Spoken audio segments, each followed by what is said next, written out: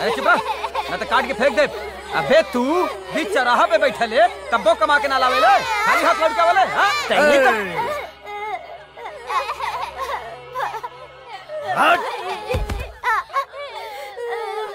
ही चाहिए ई तड़प एकर चेहरा के तड़प दर्द ही चाहिए कर चेहरा पर। अभी भीख मांगी चलो। अक्सर ऐसन हो खेला कि बहुत बड़ बात करे वाला लोग कुछ ऐसन तुच्छ काम करे ले जिनका ना आंख बर्दाश्त कर सकेला ना ही कान के यकीन हो खेला।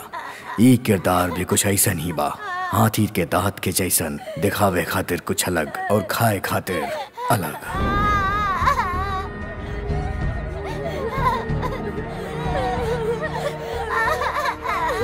अबे ऐसे मांगे के, ऐसे ऐसे हाथ ऐसे करके, समझला? बिना हार तब चल हट।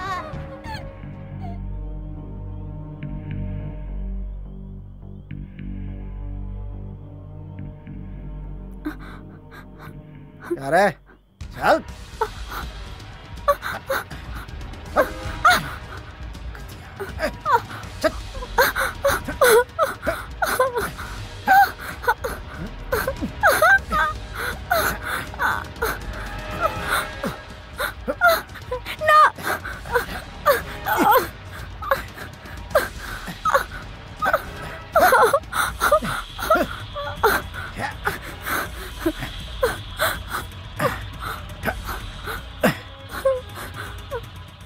आज भी हमनी के समाज में मर्द अपन मर्दानगी के सबूत ऐसे देवेला, औरत के अपन गुलाम और अपन इस्तेमाल के सामान सोचेला।